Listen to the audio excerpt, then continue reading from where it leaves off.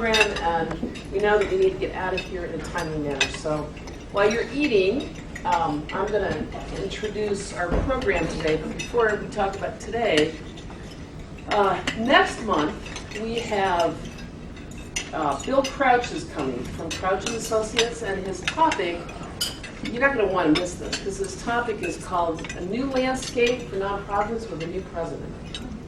So it could be a rather lively conversation. He's got a I've seen the presentation because I got a little nervous about it. I thought, we don't need to be doing political commentary. He said, no, that's not what this is about. But I do think it's a hot topic for all of us in the nonprofit world to take a look at tax laws, issues around charitable giving, issues around cutbacks in government funding. So I think it's not something you're going to want to miss. And the night before, we're going to offer a session with Bill just for executive directors. So we'll push out some information about that. It's a networking opportunity. And he really wants to have a chance to have EDs come together and talk about issues that are uniquely our issues, so that we can share and talk about that. We think it's going to be at Green Man. We're not sure where in Asheville, but you'll get that information.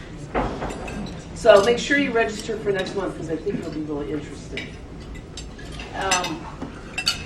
The other thing I wanted to kind of plant in your brain is that in October, there's going to be the North Carolina Grantmakers Association.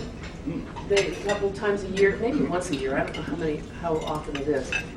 But they bring together funders so that we have an opportunity to go and meet with funders face to face. The AFP board decided that instead of our regular meeting that month, we're going to participate in that. It's at Warren Wilson, so we'll send out information about registering for that. There's a morning session and an afternoon session, and we're going to provide the space and lunch for all of us to gather so we can still have our time of networking and conversation that day. So a little different than we're used to, but occasionally we can change things up. Right? Like you're drunk or something.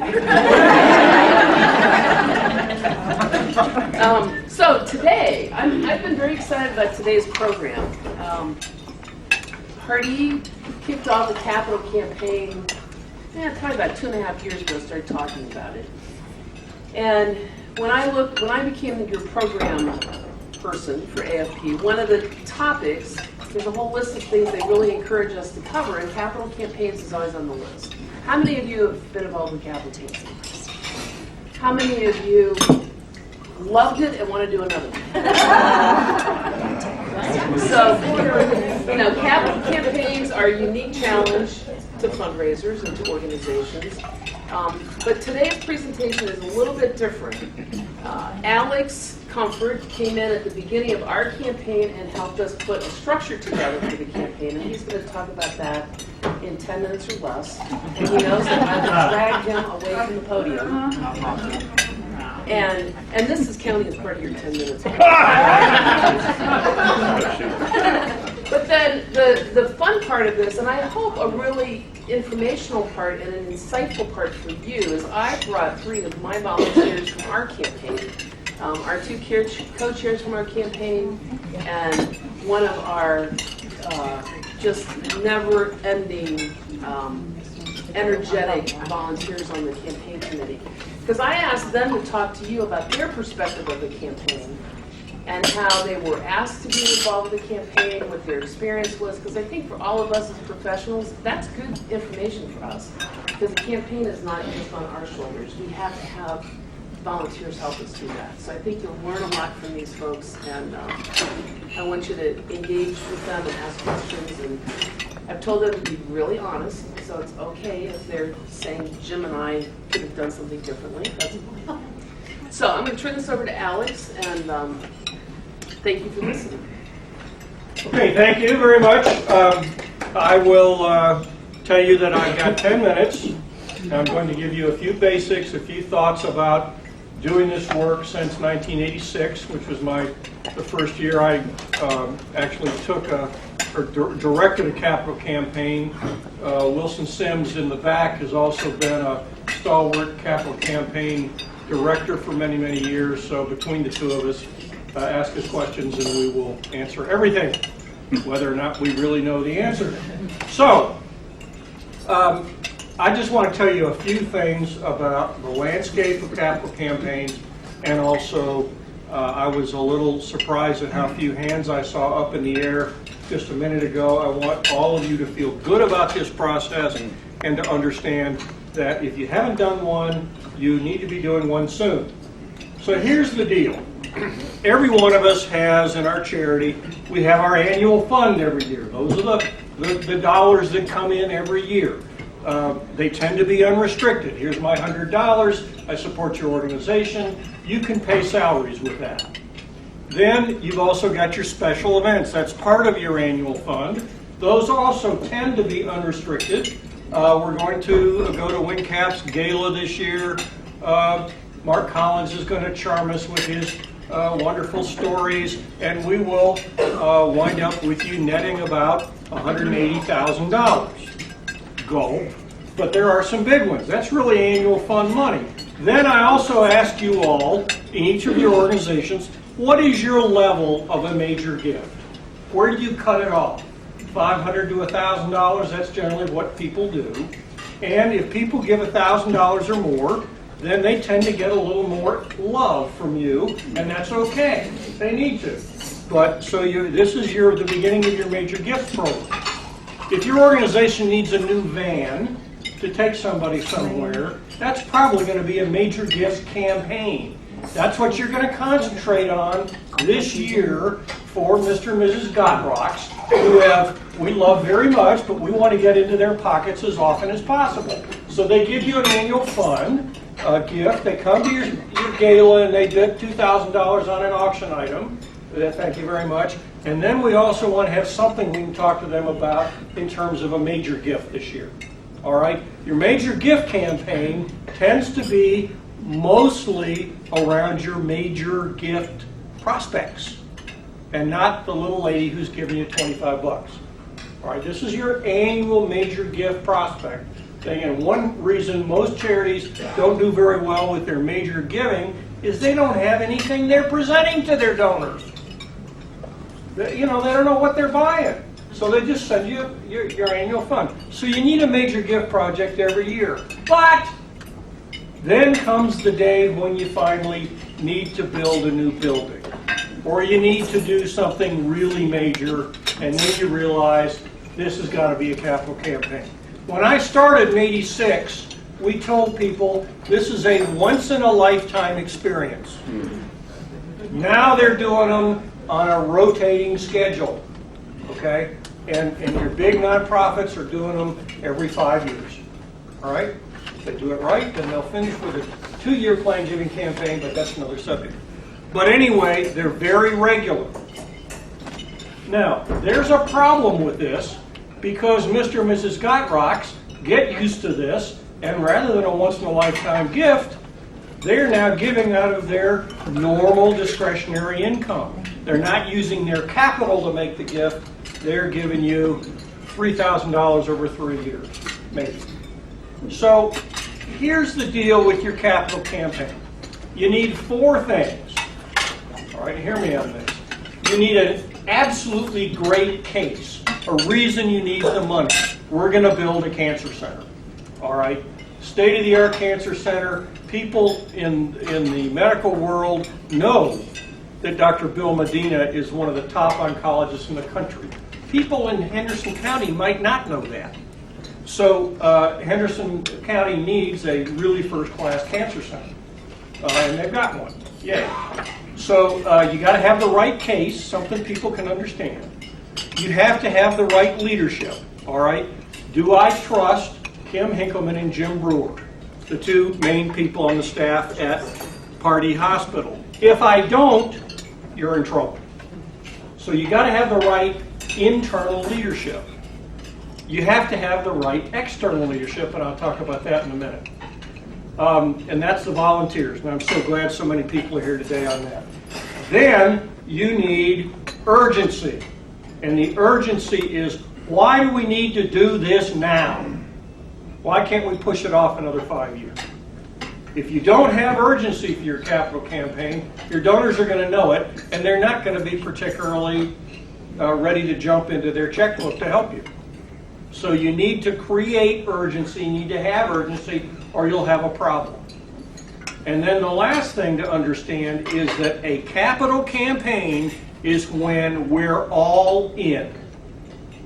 The staff and the development, the president of the university or whatever, the entire staff of the agency, and all your volunteers. And here's where your leadership is key. When you meet these 3 people from Hendersonville, I will tell you that when we say their names in Henderson County, everybody says, oh my God, they're really doing it. They got the top people to do this. And so your lay leadership needs to be those kind of people. Okay? So, capital campaign is a multi-year project. It is over and above what they're giving you in other ways, has to be, and you need to say that over and over, and then you need to get it organized the right way. So I'm a big believer in not doing this yourself. Bring in a consultant because you don't have time to do it yourself, and also, whether or not it's true, when Wilson and I come in, or any of these other consultants, your board will say, oh yeah, that's great, let's pay them a little more money, and yeah, that must be true. Your development director's been saying it for 2 years, but bring a consultant in and they'll believe it. Why? I don't know, but that's the way it is. All right, now, the best, or one of the other than the 3 lay people who are going to talk to you, the best part about today is Kim and Jim are willing to share this PowerPoint with you. Okay, this is a PowerPoint that has been used to help train lay people, explain the campaign, and I now only have a minute and a half to do this, so Jim and I are going to go through this very quickly. This is called Pardee Hospital Foundation Executing a Capital Campaign, and I'm just going to go through and narrate just a bit as we fly through. All right? Let's go. Next slide. All right. All right, so here's the capital campaign. We've got what we're going to talk about, and let's move on. It says the heart of the story. Let's move. We're going to tell the story first. Here we start talking about the building and the need. Okay? It's very complicated, but anyway, 27,000 square feet. There's the site plan before, and there's the building plan, what it's going to look like, the new building. So what we're doing is we're kind of telling them what's going on. Moving right along. There's another rendering of the building. Takes it a second to move. There we have a more of a floor plan so people can get an idea of who's going where. For the first time, they're putting all their cancer stuff together. It was sprinkled all over 6 places in Henderson County. If it's not 6, believe me, maybe it was 5. But anyway, moving ahead. Then we have some other floors. Wingate University was part of the collaboration here. That's on second 2, and Blue Ridge Community College had classroom on level 3. So it's going to be a 3-level building. All right, here's the project schedule. It's going to go up, and here are the dates. And it's going to open in July 16th, and it opened in July 16th. When have you ever heard that? Okay.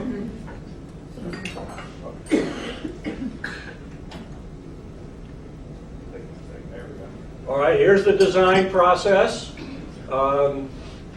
Absolutely easy process to design this building.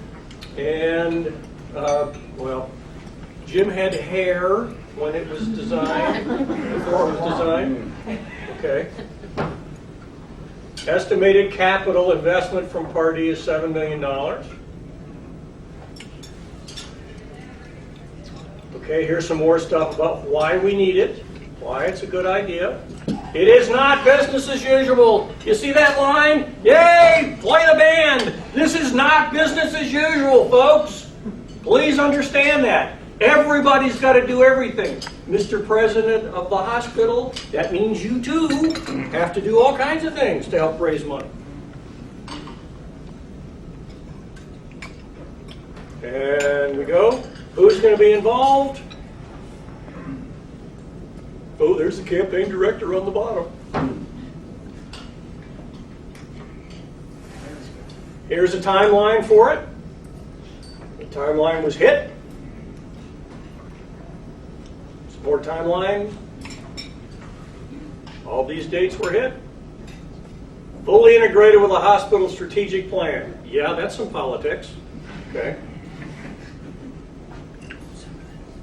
Okay, why do we have our goal? What is it based on? And we have feasibility of achieving a goal. I tell clients that I will not direct a capital campaign unless I have done a feasibility study. All right, I had one client recently who said, we don't want a feasibility study. I said, that's fine. I'm doing one anyway. You don't need to. I'm doing one anyway. We'll go ahead. Did one anyway. It changed how we proceed. It's based on a feasibility study established by giving ahead of time, and it was approved by the foundation board. Your board needs to be on top of this every step of the way. Okay, let's keep moving. Have a kickoff eventually. All right, messages in the campaign. Here's the PR that goes with it.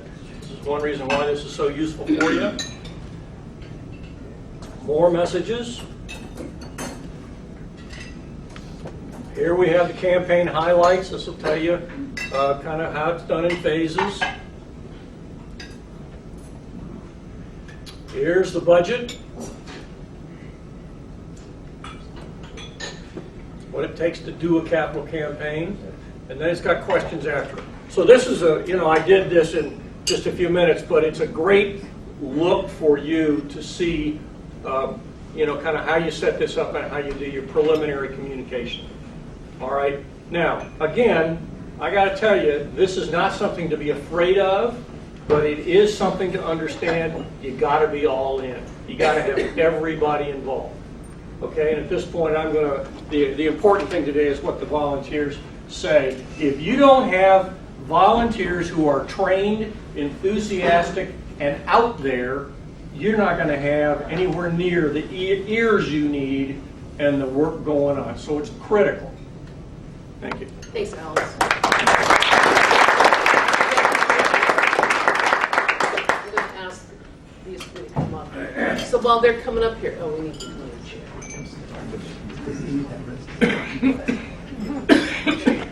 Little things. Some of it would, but There you go, guys. So I'm just going to get them started with a couple of questions, and then I know them because they'll just go wherever they want to go. But let me just tell you that Dr. Medina has been part of Party Hospital for 30, am I right about that? 22 years. He started the oncology program, started the research program at Party, had retired. He retired actually the day I got there was his last day, because I remember meeting you and you were out the door. But they let him stay retired for a little bit and brought him back, and he's been serving as the hospital board chairman for 2 years. And so in the middle of a very busy job with that, we asked him to be part of this campaign. And we can talk about that in a minute. Marcia Casario has been involved with Party on and off for, gosh, I bet 30 years. Hospital board member, community volunteer, very involved with the foundation, helped establish a program called Women Helping Women years ago. And so Marcia has been a key leader at Party for many, many years. Debbie grew up in the area. Party, as she said, the card has born at Party. I mean, Party is certainly her hospital. And Debbie is one of those community volunteers that everybody knows, and she's tenacious. So I would say that tenacity is, you need to have somebody with some tenacity on your committee. So with that said, that's who these folks are. So my first question, and you can do it in whatever order you want, how were you approached? Who asked you to be part of the campaign committee, and how did that happen for you? I'll jump in first. Okay. So speak up, so they, and we can't hear, move on up. Can we have them stand when they speak so we can Sure. hear them better? Kim can be very persuasive, as some of you know, or I'm sure know. Kim and Marcia approached me, and Marcia can be very persuasive too. It's hard to say no to either one of them. This was the first time I'd ever been involved in a capital campaign. I was nervous about it. I was a little apprehensive about the goal we set. I'll tell you that during the campaign I became more apprehensive about the goal we set. But Kim kept reassuring me it was going to work out. But it was the two of them who approached me and I've known Marcia for a long time, and I was very impressed with Kim as I was going out the door. And the day I came on the board at the hospital the day after I retired, so I didn't have much of a break there. But it's been a great experience. And I will say I was interested in the question you asked about who really enjoyed doing capital campaigns, and not a lot of hands went up, as you know, Mr. Alex, and I thought I must be missing a gene because I was not looking forward to this at all. But everyone in this room was, it's a lot of work. It's a lot of work, and we'll get to that. Thanks, Bill. Marcia? Well, I will tell you that one reason that Bill Medina said yes to me is because he said yes to me previously. He was my oncologist and saw me through treatment and retired the day after I finished, I think.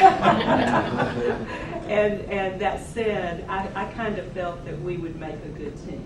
He was my doctor. He knew everything. And I could sing praises about the care at Pardee. And so I think him and maybe even Alex had something to do with me being asked. And so that's the way I got here. And our board, I think the foundation board, one thing I'll say is we intentionally, when Alex and I were putting this together, we intentionally created a separate campaign committee and leadership from our board. There was one person on our board who was on the campaign, but the board needed to keep doing what they needed to do and not be pulled away from ongoing governance and other issues. So we grabbed a whole different group of people for the campaign, and I'm glad we did that. And I will say, I think they asked me probably because I co-chaired the emergency room campaign that we did years ago, and it was the most successful campaign our hospital had seen.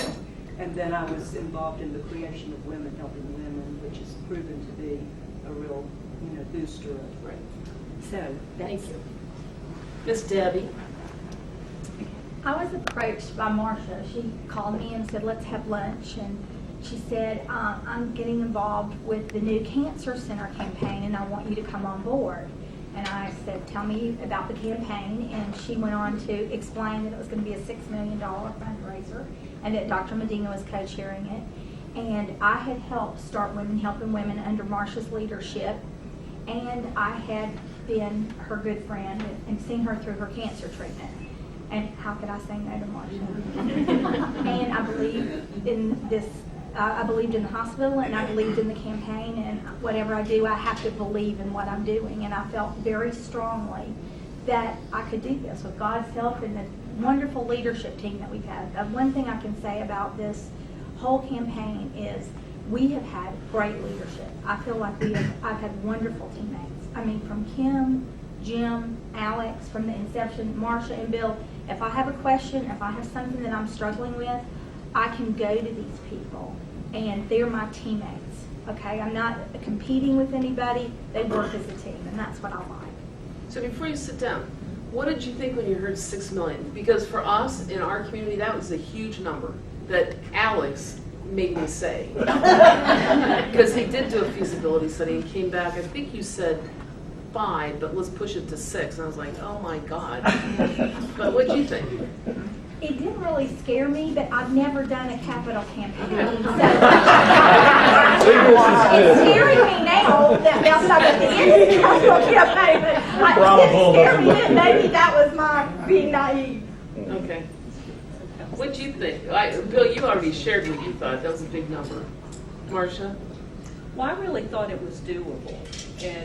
And I say that because when we did the emergency room campaign previously, I think we raised about 4 to 5 million back then. 4.2. And we didn't reach everybody that could give to the hospital back then. And Pardee's reputation has only grown, and the need was so significant that I felt we had a great case. Another question I think is important is, did you feel prepared?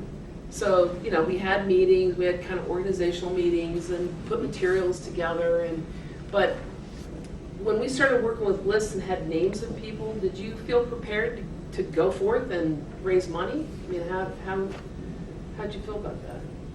I'm looking at you because you were the most nervous about this. Yeah. One of the surprises for me was, there was a part of me, so I've practiced oncology in Hendersonville since 1995. We have a strong cancer program there. A lot of us are very proud of it. We have a strong cancer research program. We've taken care of thousands of patients over the years. So there was a part of me that felt like the project should speak for itself. But once we got into the nitty-gritty of it, we realized that there were a lot of people in Hendersonville that just weren't that familiar with the cancer program. And again, there was a part of me that was thinking, how could you not be familiar with the cancer program? That's the bias part. That's what was such a 110% of my life for so many years. So there was a need to, how do you get the word out there? How do you get the word out there about what is our cancer program? What are we capable of doing? Why do we need this new cancer center? So it was a challenge as far as running the capital campaign is concerned. How do you make people aware of the need and of the program? But it was an opportunity as well because it forced us to mount to kind of a simultaneous educational campaign. And maybe a lot of good, successful capital campaigns are that way. Maybe there's an educational piece to a lot of successful campaigns. But I would talk to Kim, lined up a lot of groups for me to talk with. So we went around over a period of many months and spoke with a lot of groups. Pretty much wherever they would let us speak, we went out there and spoke with them. But we gradually got the word out there, and as we got further along with the campaign, it was interesting how many people said, we didn't know there was such a good, strong cancer program in Hendersonville. And that other part of me was thinking, how could you not know that? But, it's just the reality. If you haven't had cancer, if someone in your family hasn't had cancer, you just don't think about it that much.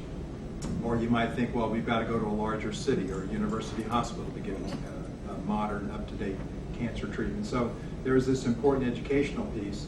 And another element of this that struck me is that how do you get the word out? I've become more aware where there's this paradox we have nowadays. There's more, we have the internet, we have all these news information sites, there's all these talk radio things. There's this blizzard of information out there. But newspaper subscription rates have really fallen. So how do you get the word out there? If you go and speak with a group, there may be 15 to 100 people in that room that you're speaking with. You hope they go back home and tell a few people, but if we go to a lot of work to get an article in the newspaper, I've been dismayed. For example, our CEO of our hospital, when he gets new staff members coming in, he asks people, how many of you have a newspaper subscription? And it's typically below 20%. So you might have a great article in the newspaper, but if a lot of people don't get the newspaper, then now some people will go to the website for the newspapers. That's another way you can reach people nowadays. But it is a challenge. How do you get the word out there? That's enough, Ralph. I've got some other things to say, but let me see what y'all. Well, one thing that I think that we did that was really helpful is that we gathered people in our community together out at our community college and kind of kicked the campaign off with a very professionally done presentation of our case. And we had pictures, we had videos, and so on.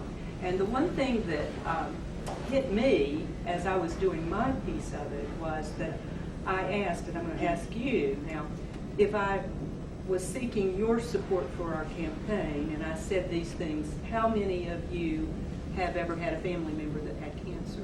Raise your hand. See, there you go. That is, in my opinion, very critical to opening the heart of the donor, that they have had someone. And as we did that night, we began with how many had a family member, how many had a neighbor, how many had a coworker. And now stand if you had any of those, and the whole audience was standing, all 500 of them.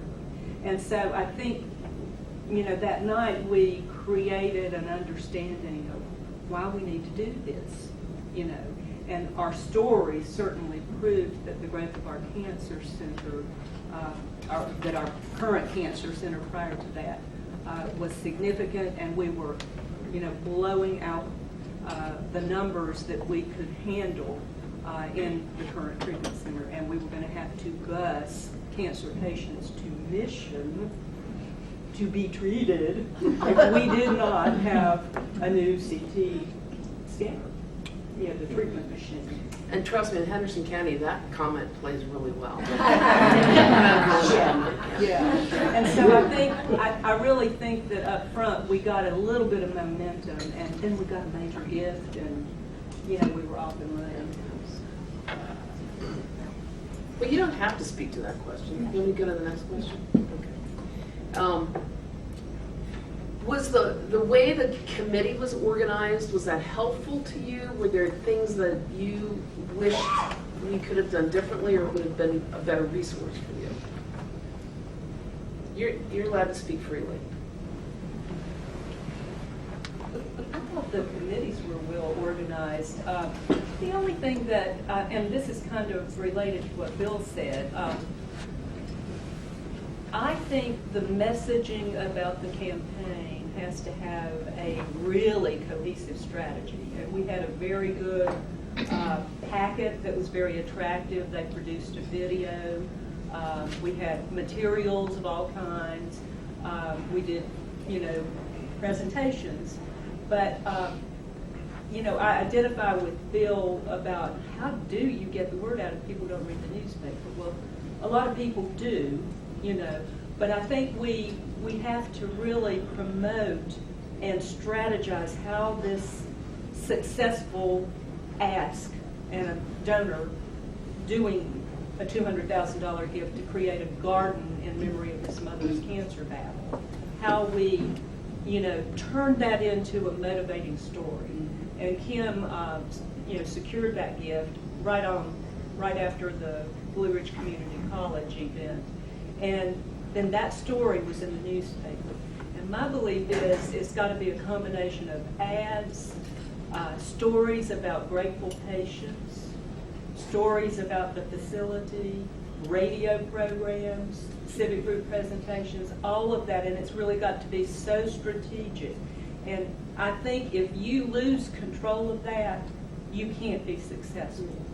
It can't be handled in a different department that doesn't answer to Kim and the campaign leadership.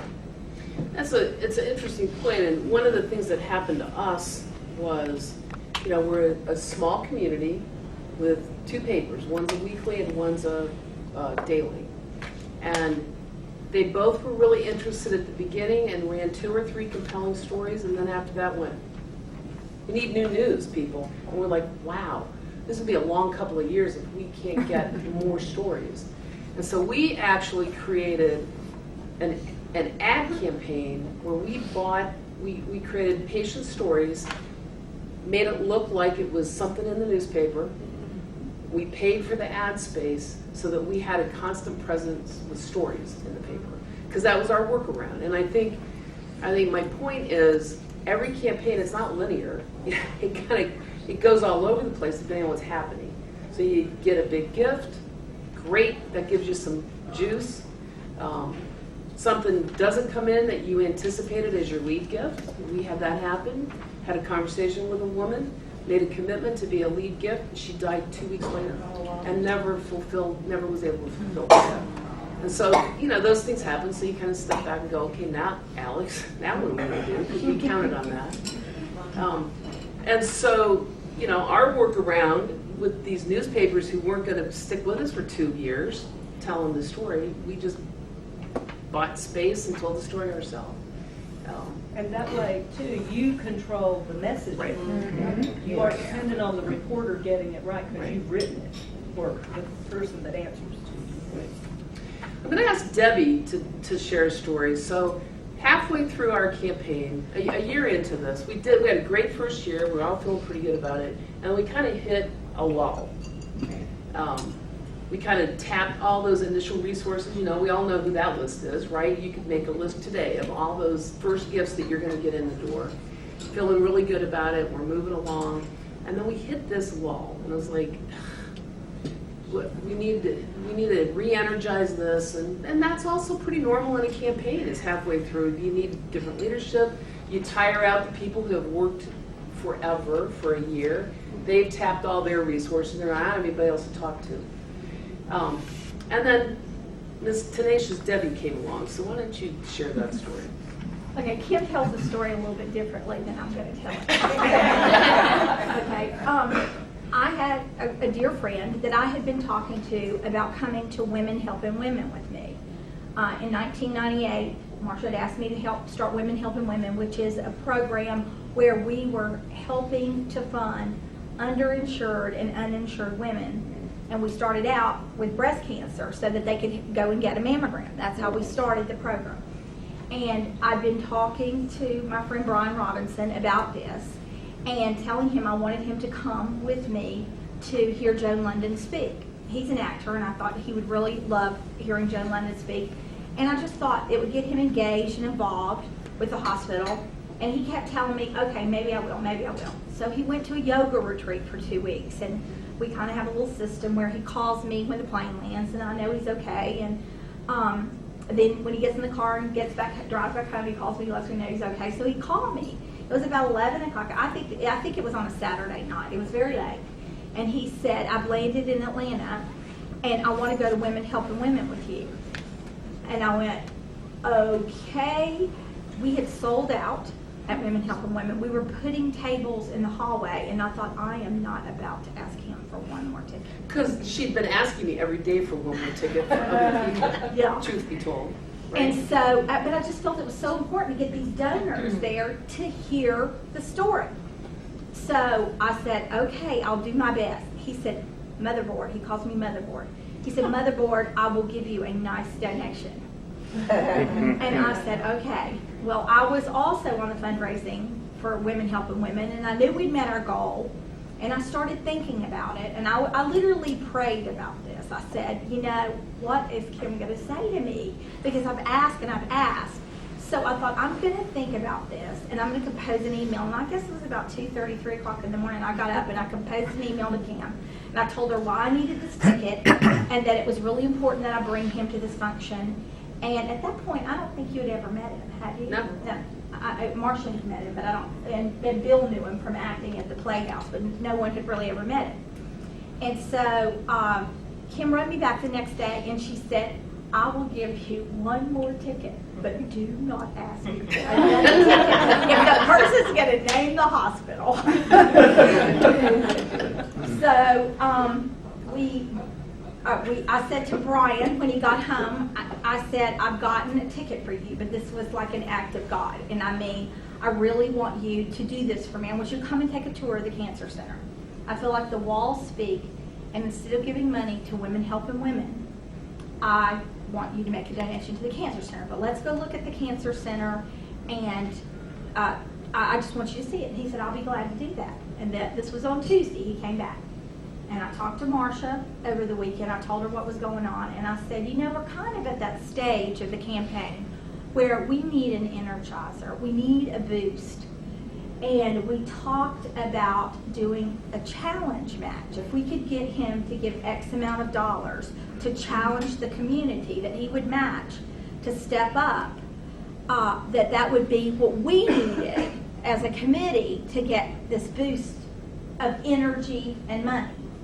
So he took a tour of the cancer center. No one in his family had ever been affected by cancer. No one. His father died of a heart attack. He had other issues of health in the family, but no cancer in the family.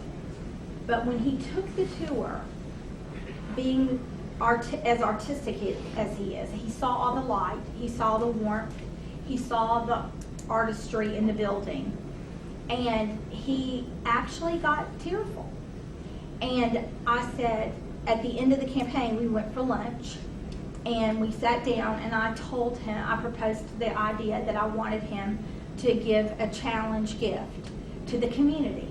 And I said, Brian, you know, I don't know what you want to give, but I would like the gift to be somewhat large so that we could challenge the community with a nice gift. And he said, okay, I'll do it. I'm going to give you $250,000. I mean, right there at lunch. So I started crying, of course. And then we talked a little more. I gave him the packet, and he went home and he called me that night. And he said, I really want to talk to you about this gift. And I thought, oh, he's not going to back out on this. And I said, okay, what do you want to know? And he had very good questions. He said, why did you get involved? When did you get involved? And what makes you want to give? Those were the questions that he asked me. And I answered the questions, and he said, okay. He goes, let's meet tomorrow with Kim. And I said, okay. So we went to Kim's office the next morning, and he said, okay, I've decided I'm going to give you $250,000 as a gift and another $250,000 as a challenge match.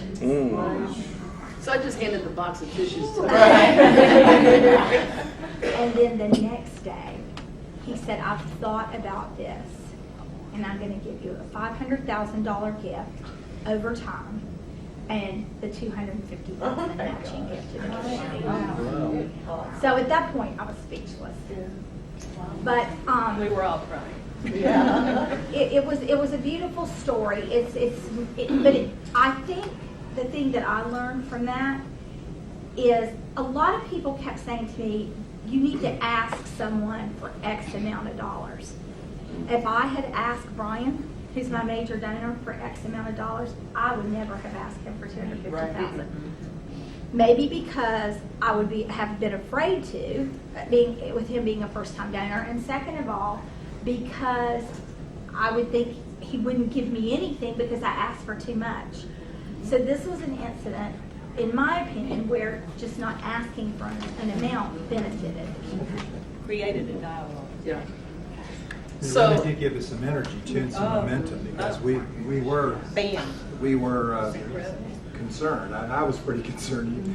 We had hit a plateau at about $4 million or so, and then suddenly that gift happened, and within what, a month or so? 2 months. 2 months, another $250,000 came in to match the challenge.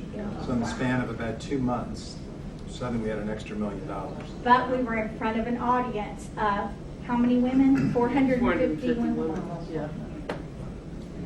And I will say, I want to tip my hat to Kim about this, because she, as well as Debbie, handled Brian's gift so beautifully.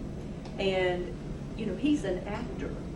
And he had come back from a yoga retreat, inspired about the future of his life. And we gave him a vehicle to cause our community to know this person who hadn't lived with us very long. And he became a voice about the cancer center. We had articles in the newspaper, advertisements, and he's going to MC the Women Helping Women event. And so, and that's coming up in October. And so, this leads me, and I don't want to talk too long, but I'm a gerontologist in background. And you know, whether we realize it or not, everybody sitting in this room have experienced good times and bad times and have experienced losses. And I think the beautiful thing that we who work in philanthropy can do for our donors is be sensitive to what yearnings or wounds they carry. And if the right moment opens up, offer them an opportunity to make sense of that loss. And we've had a number of donors who, you know, lost spouses who are dealing with cancer. I mean, my own cancer event probably inspired some people to give.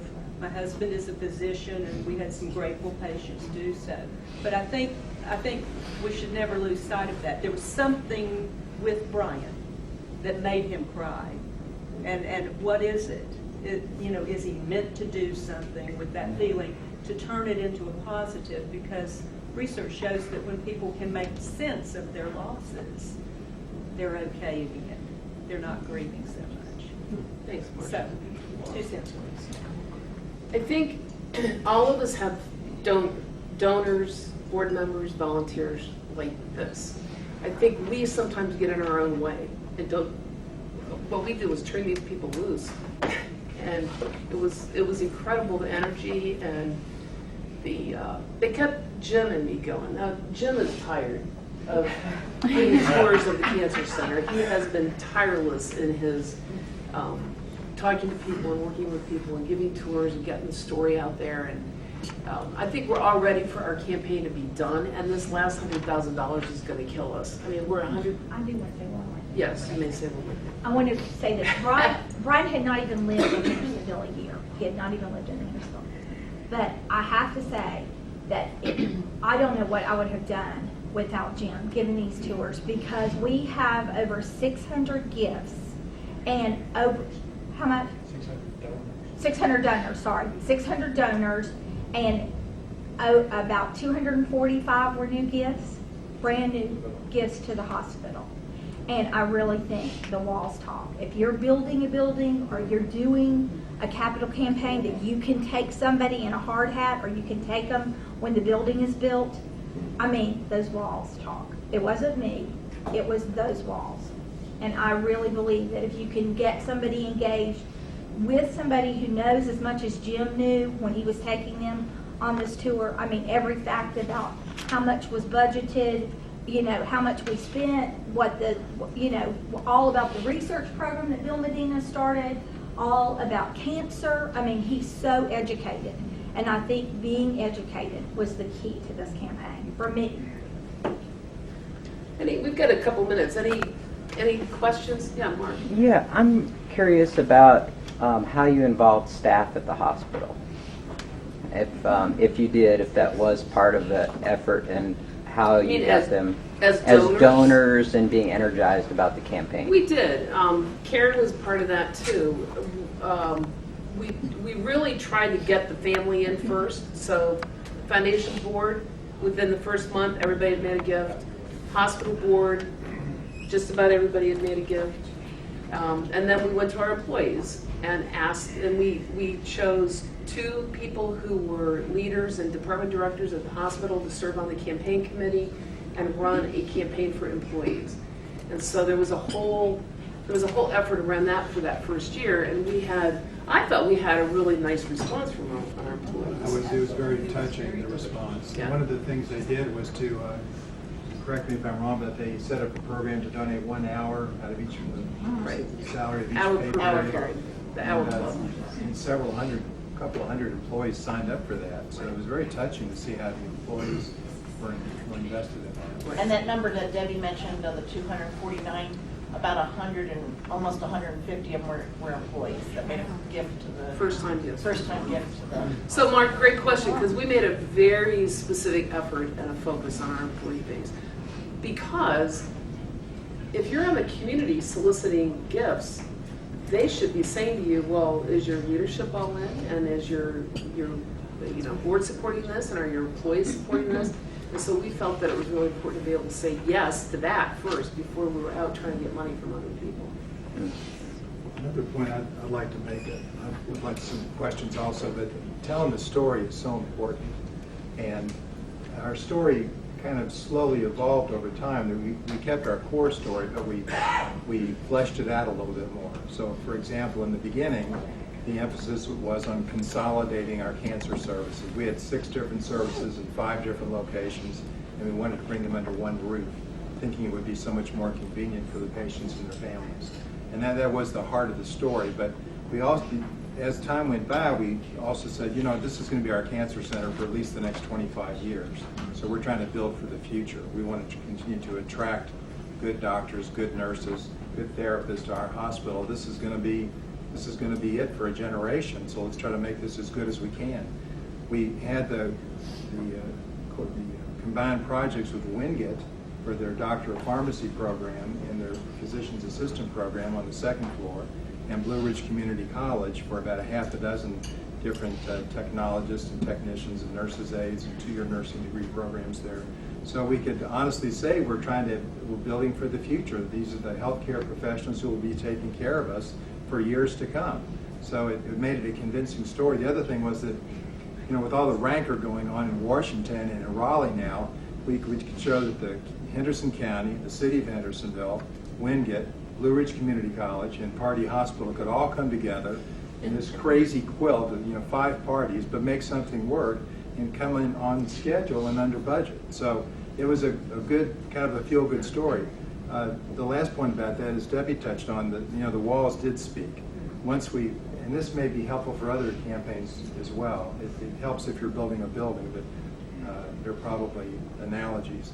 But once we started the hard hat tours, while the building was still under construction, we saw a surge of interest and the donations began to pick back up again. And then related to that, it's a very attractive building. It's unlike any other building that we have on the campus or even in the city. And as people saw that building taking shape, a lot of good people really got excited about it. Said, I want to be a part of this. Can I help? So that gave renewed energy to the campaign. Thanks, Paul. You had a question? So you had said earlier that it's your major donors that you were really reaching out to, not your little lady that's given $20. Were you not addressing them at all? Oh, no, we hit everybody. Okay. Trust me. Yes. Everybody had an opportunity to give and was asked to give. Now, what was the effect on your annual fund as you were doing such a concentrated campaign? Well, that's a great question because people get worried about that. So you're looking at the development staff right here. It's Karen, Jim, and me. We do not have, it's just the 3 of us. Karen is responsible for annual fund. Jim is our major gift officer and the campaign, and I'm the director. And the 3 of us work together very carefully and strategically every month, looking at lists, so we knew who we were talking to. We knew who annual fund donors that had the potential to make a major gift to the campaign. Jim and Karen made calls together. Jim would talk to somebody about the annual fund program. And so I think there was no siloing at all for us because we knew we're a small group, we have a finite number of people, and we really didn't see a drop off in annual fund at all. And in fact, we've uncovered a lot of new potential for annual fund. That's the beauty of the campaign. Yeah, I just did a mailing to about 105 people that made a gift to the capital campaign that had never made an annual fund gift before. We've already received 2 significant gifts. Convert them to a sustainer status. Yes. Yeah. So that's a critical internal function. Our job was to give them the resources and the wings to go visit with people and tell the story and raise money, but to keep track of who was talking to whom. And that was a constant management issue for Jim to keep track of who was on that spreadsheet, who was visiting with them, what they were being asked for, and then Jim and Karen and I kept track of that internally so that we're not stepping on toes. I mean, that's the last thing any of us want to do, right, with our donors, is say, well, Amanda talked to me last week, but why is Jim over here? Or don't you people talk to each other? Yeah. And our shop had been criticized about that in the past. So I think we've done that really well. So you're not really reaching your annual givers as much for a capital campaign, or are you being just strategic about who? We're being strategic. We were strategic about that. And we did have a very untraditional campaign. I'm thinking of the presentation you did to the board. I mean, a lot of our gifts came from people who had never engaged with us. Yeah, I would say if we went back, and Alex and I probably could do this at some point, if we went back and looked at that feasibility study and that top tier of people that we anticipated giving, that's not who gave. That is not who gave. And that's not a fault of ours. It was just a surprise element in this campaign that it was very different people giving. And the older crowd who were kind of that group of major donors that and you can rely on, and they're going to make a campaign gift when the time is right, and they're going to keep doing their annual fund gift. That's not who stepped forward in this campaign. It was really odd. Other people emerged as leaders, which was great for us because the age category for us, it lowered the age.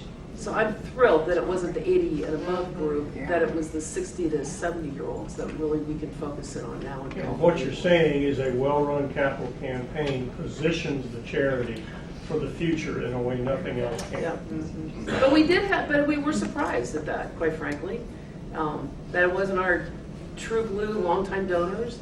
It was a younger demographic, and if half of our donors were new, I mean, that's stunning in a campaign, I think, because that is not normally what happens.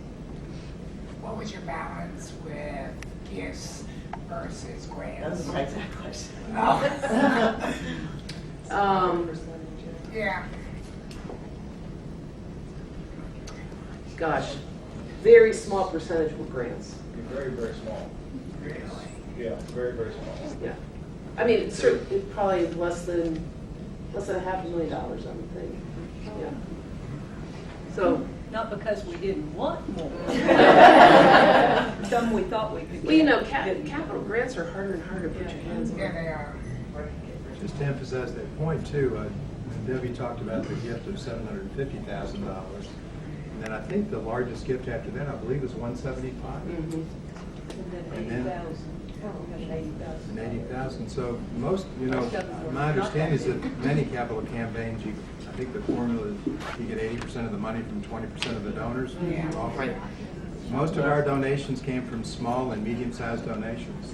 That's more and more the case. Listen, we're holding you way too long. Thank you very much for your attention, and thank you all for being here. We appreciate it.